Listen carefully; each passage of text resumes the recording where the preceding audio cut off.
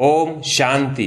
आज 29 अप्रैल 2020 की प्रातः मुरली ओम शांति बाप दादा मधुवन। आज बाबा कहते, मीठे बच्चे, तुम्हारा यह ब्राह्मण कुल बिल्कुल निराला है। तुम ब्राह्मण ही नॉलेजफुल हो। तुम ज्ञान विज्ञान और अज्ञान को जानते हो। प्रश्न, किस सहज पुरुषार्थ से तुम बच्चों की दिल सब बातों से हटती जाएगी? उत्तर, सिर्फ रूहानी धंधे में लग जाओ। जितना जितना रूहानी सर्विस करते रहेंगे उतना और सब बातों से स्वतः दिल हटती जाएगी। राजाई लेने के पुरुषार्थ में लग जाएंगे। परंतु रूहानी सर्विस के साथ साथ जो रचना रची है उसकी भी संभाल करनी है। गीत है जो पिया के साथ है। मुख्य पॉइंट्स। पहला, ज्ञान से सद्गति होती है। कहा जाता है ज्ञान विज्ञान और अज्ञान। विज्ञान अर्थात देही अभिमानी बनना, याद की यात्रा में रहना, और ज्ञान अर्थात सृष्टि चक्र को जानना। दूसरा, खुद कहते हैं मैं आता हूं सेकंड में, देरी नहीं लगती है। आत्मा भी सेकंड में शरीर छोड़ दूसरे में जाती है, कोई देख न सके। आत्मा बहुत तीखी है। तीसरा, आत्मा में खाद पड़ती है तो डिग्री कम होती जाती है। 16 कला संपूर्ण, फिर 2 कला कम हो जाती है। कम पास होने के कारण राम को वाण दिखाया है, बाकी कोई धनुष नहीं तोड़ा है।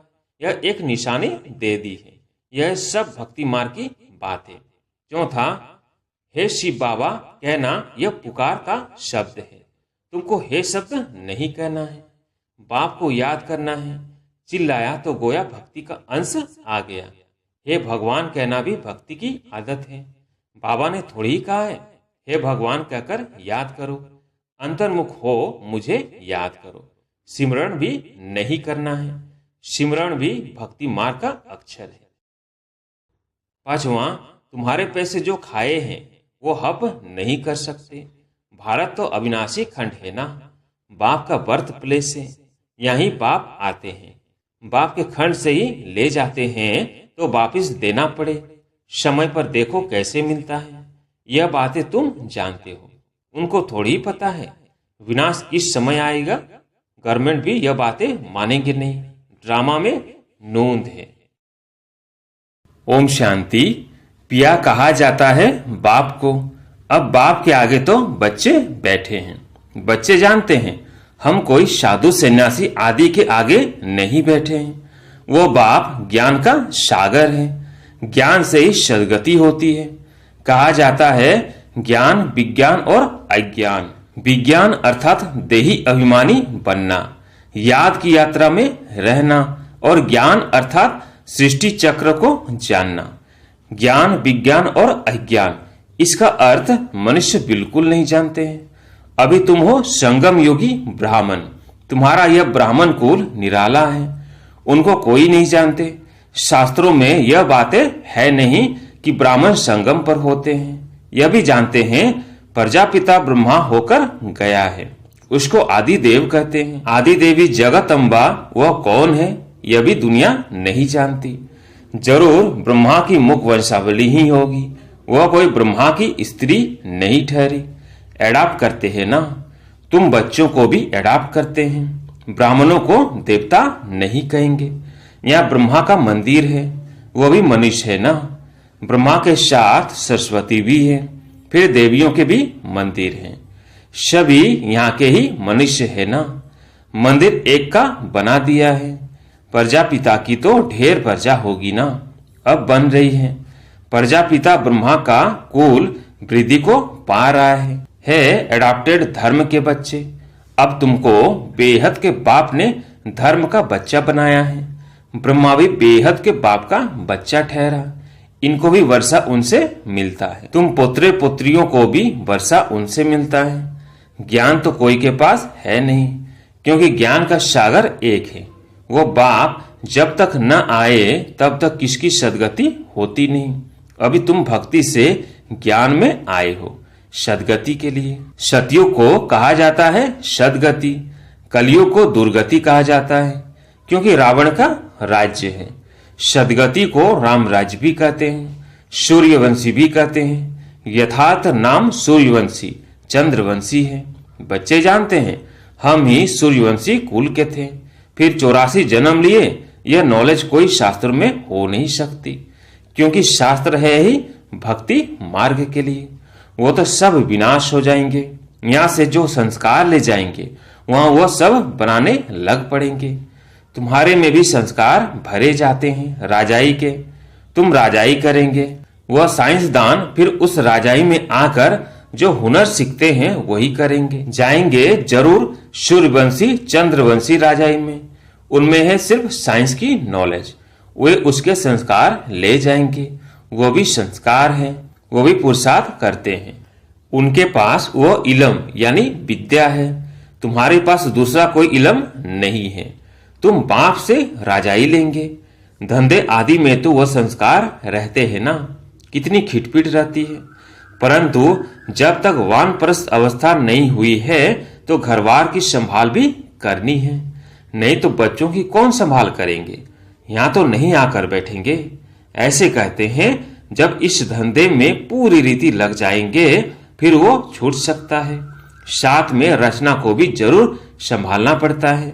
हाँ, कोई अच्छी रीति रूहानी सर्विस में लग जाते हैं फिर उनसे जैसे दिल उठ जाएगी। समझेंगे जितना टाइम इस रूहानी सर्विस में देवे उतना अच्छा है। बाप आए हैं पति से पावन बनने का रास्ता बताने, तो बच्चों को भी यही सर्विस करनी है। हर एक का हिसाब देखा जाता है। बेहद का बाप तो केवल पति से पावन बनने की मत देते हैं, वो पावन बनने का ही रास्ता बताते हैं। बाकी यह देख रेख करना, राय देना इनका धंधा हो जाता है। शिव बाबा कहते हैं मेरे से कोई बात धंधे आदि की नहीं पूछनी है। मेरे को तुमने बुलाया है कि आकर पति से पावन बनाओ, तो हम इन द्वारा तुमको बना रहे हैं। यह भी बाप है, इनकी मत पर चलना पड़े। उनकी रूहानी मत, इनकी जिस्मानी, इनके ऊपर भी कितनी रेस्पॉन्सिबिलिटी रहती है। यह भी कहते रहते हैं कि बाप का फरमान है मामिकम याद करो, बाप की मत पर चलो। बाकी बच्चों को कुछ भी पूछना पड़ता है, नौकरी में कैसे चले, इन बातों को ये साकार बाबा अच्छी तरह समझा सकते हैं। अनुभवी हैं, ये बताते रहेंगे। ऐसे ऐसे मैं करता हूं, इनको देख सीखना है, यह सिखाते रहेंगे, क्योंकि यह है सबसे आगे। सब तूफान पहले इनके पास आते हैं, इसलिए सबसे रुस्तम यह है, तब तो उच्च पद भी पाते हैं। माया रुस्तम हो लड़ती है, इसने फट से सब कुछ छोड़ दिया। इनका पाठ था, बाबा ने इनसे यह करा दिया। करन करावन हार तो वो है ना, खुशी से छोड़ दिया, साक्षात्कार हो गया। अब हम विश्व के मालिक बनते हैं। यह पाए पैसे की चीज हम क्या करेंगे। विनाश का साक्षात्कार भी करा दिया। समझ गए इस पुरानी दुनिया का विनाश होना है। हमको फिर राजाई मिलती है तो फट से वो छोड़ दिया। अब तो बाप की मत पर चलना है। बाप कहते हैं मुझे याद करो। ड्रामा अनुसार भट्टी बननी थी। मनुष्य थोड़ी ही समझते कि इतने ये सब क्यों भागे। यह कोई साधु संत तो नहीं, यह तो सिंपल है। इसने किसको भगाया भी नहीं। कृष्ण का चरित्र कोई है नहीं, मनुष्य मात्र की महिमा कोई है नहीं। महिमा है तो एक बाप की, बस बाप ही आकर सबको सुख देते हैं, तुमसे बात करते। तुम यहाँ किसके पास आए हो, तुम्हारी बुद्धि वहां भी जाएगी, यहाँ भी, क्योंकि जानते हो शिव बाबा रहने वाला वहां का है। अभी इनमें आए हैं। बाप से हमको स्वर्ग का वर्षा मिलना है। कलयुग के बाद जरूर स्वर्ग आएगा। कृष्ण भी बाप से वर्षा लेकर जाए राजाई करते हैं। इसमें चरित्र की बात ही नहीं। जैसे राजा के पास प्रिंस पैदा होता है, स्कूल में पढ़कर फिर बड़ा होकर गद्दी लेगा। इसमें महिमा व चरित्र की बात नहीं। ऊंचते ऊंच एक बाप ही है, महिमा भी उनकी होती है। यह भी उनका परिचय देते हैं। अगर वो कहे मैं कहता हूं तो मनुष्य समझेंगे यह अपने लिए कहते हैं। यह बातें तुम बच्चे समझते हो। भगवान को कभी भी मनुष्य नहीं कह सकते, वो तो एक ही निराकार है, परम धाम में रहते हैं। तुम्हारी बुद्धि ऊपर में भी जाती है, फिर नीचे भी आती है। बाबा दूर देश से पराये देश में आकर हमको पढ़ाए फिर चले जाते हैं। खुद कहते हैं मैं आता हूं सेकंड में, देरी नहीं लगती है। आत्मा भी सेकंड में शरीर छोड़ दूसरे में जाती है, कोई देख न सके। आत्मा बहुत तीखी है, गायब भी हुआ है सेकंड में जीवन मुक्ति। रावण राज्य को जीवन बंद राज्य कहेंगे। बच्चा पैदा हुआ और बाप का वर्षा मिला। तुमने भी बाप को पहचाना और स्वर्ग के मालिक बने। फिर उसमें नंबरवार मर्तबे हैं पुरुषार्थ अनुसार। बाप बहुत अच्छी रीति समझाते रहते हैं। दो बाप हैं, एक लौकिक और एक पारलौकिक। गाते भी है, दुख में सिमरन सब करे, सुख में करे ना कोई। तुम जानते हो हम भारतवासियों को जब सुख था तो सिमरन नहीं करते थे। फिर हमने 84 जन्म लिए। आत्मा में खाद पड़ती है तो डिग्री कम होती जाती है। 16 कला संपूर्ण, फिर 2 कला कम हो जाती है।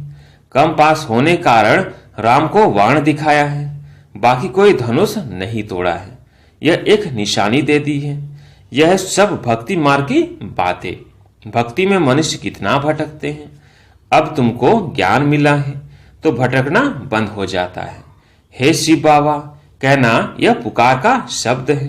तुमको हे शब्द नहीं कहना है। बाप को याद करना है। चिल्लाया तो गोया भक्ति का अंश आ गया। हे भगवान कहना भी भक्ति की आदत है।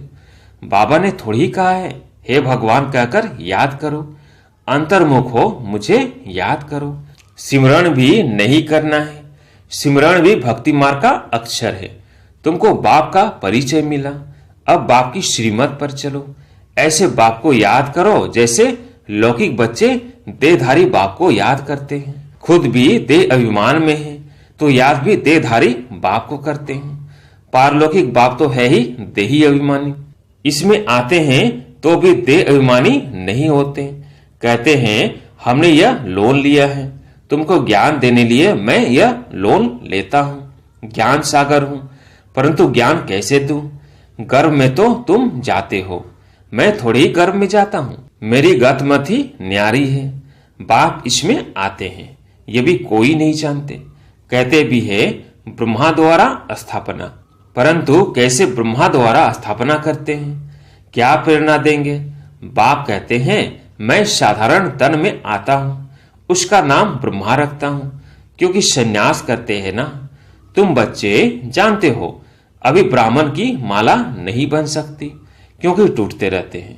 जब ब्राह्मण फाइनल बन जाते हैं तब रुद्र माला बनती है, फिर विष्णु की माला में जाते हैं। माला में आने के लिए याद की यात्रा चाहिए। अभी तुम्हारी बुद्धि में है कि हम सब पहले पहले शतो प्रधान थे, फिर सतो रजो तमो में आते हैं। हम सो का भी अर्थ है ना। ओम का अर्थ अलग है। ओम माना आत्मा, फिर वही आत्मा कहती है हम सो देवता क्षत्रिय। वो लोग फिर कह देते हम आत्मा सो परमात्मा। तुम्हारा ओम और हम सो का अर्थ बिल्कुल अलग है। हम आत्मा है, फिर आत्मा वर्णों में आती है। हम आत्मा सो पहले देवता क्षत्रिय बनते हैं। ऐसे नहीं कि आत्मा सो परमात्मा। ज्ञान पूरा न होने के कारण अर्थ ही मुझा दिया है। अहम ब्रह्मस्मि कहते हैं, यह भी रॉन्ग है। बाप कहते हैं मैं रचना का मालिक तो बनता नहीं, इस रचना के मालिक तुम हो। विश्व के भी मालिक तुम बनते हो। ब्रह्म तो तत्व है, तुम आत्मा सो इस रचना के मालिक बनते हो। अभी बाप सब वेदों शास्त्रों का यथार्थ अर्थ बैठ सुनाते हैं। अभी तो पढ़ते रहना है। बाप तुम्हें नई नई बातें समझाते रहते हैं। भक्ति क्या कहती है, ज्ञान क्या कहता है। भक्ति मार्ग में मंदिर बनाए, जब तक किए, पैसा बर्बाद किया। तुम्हारे मंदिरों को बहुतों ने लूटा है। यह भी ड्रामा में पार्ट है, फिर जरूर उनसे ही वापस मिलना है। अभी देखो कितना दे रहे हैं, दिन प्रतिदिन बढ़ाते रहते हैं, यह भी लेते रहते हैं। उन्होंने जितना लिया है उतना ही पूरा हिसाब देंगे। तुम्हारे पैसे जो खाए हैं वो हप नहीं कर सकते। भारत तो अविनाशी खंड है ना। बाप का बर्थ प्लेस है, यहीं बाप आते हैं। बाप के खंड से ही ले जाते हैं तो वापिस देना पड़े। समय पर देखो कैसे मिलता है। यह बातें तुम जानते हो, उनको थोड़ी ही पता है विनाश किस समय आएगा। गवर्नमेंट भी यह बातें मानेंगी नहीं। ड्रामा में नूंद है, कर्जा उठाते ही रहते हैं, रिटर्न हो रहा है। तुम जानते हो हमारी राजधानी से बहुत पैसा ले गए हैं, सो फिर दे रहे हैं। तुमको कोई बात का फिक्र नहीं है। फिक्र रहता है सिर्फ बाप को याद करने का। याद से ही पाप भस्म होंगे। नॉलेज तो बहुत सहज है, अब जो जितना पुरुषार्थ करे। श्रीमत तो मिलती रहती है। अविनाशी सर्जन से हर बात में मत लेनी पड़े। अच्छा, मीठे मीठे सिकिल्दे बच्चों प्रति माता पिता बाप दादा का याद प्यार और गुड मॉर्निंग। रूहानी बाप की रूहानी बच्चों को नमस्ते। हम रूहानी बच्चों की रूहानी बाप दादा को याद प्यार गुड मॉर्निंग नमस्ते नमस्ते। धारणा के लिए मुख्य सार। पहला, जितना टाइम मिले उतना टाइम यह रूहानी धंधा करना है। रूहानी धंधे के संस्कार डालने हैं। पतितों को पावन बनाने की सर्विस करनी है। दूसरा, अंतर्मुखी बन बाप को याद करना है। मुख से हे शब्द नहीं निकालना है। जैसे बाप को अहंकार नहीं, ऐसे निरंकारी बनना है। आज प्यारे मीठे बाबा का वरदान है, संगठित रूप में एक रस स्थिति के अभ्यास द्वारा विजय का नगाड़ा बजाने वाले एवर रेडी भव। संगठित रूप में एक रस स्थिति के अभ्यास द्वारा विजय का नगाड़ा बजाने वाले एवर रेडी भव। विश्व में विजय का नगाड़ा तब बजेगा जब सभी के सब संकल्प एक संकल्प में समा जाएंगे। संगठित रूप में जब एक सेकंड में सभी एक रस स्थिति में स्थित हो जाएं, तब कहेंगे एवर रेडी। एक सेकंड में एक मत, एक रस स्थिति और एक संकल्प में स्थित होने की ही निशानी अंगुली दिखाई है, जिस अंगुली से कलयुगी पर्वत उठ जाता है। इसलिए संगठित रूप में एक रस स्थिति बनाने का अभ्यास करो, तभी विश्व के अंदर शक्ति सेना का नाम वाला होगा। स्लोगन, श्रेष्ठ पुरुषार्थ में थकावट आना यह भी आलस्य की निशानी है। ओम शांति।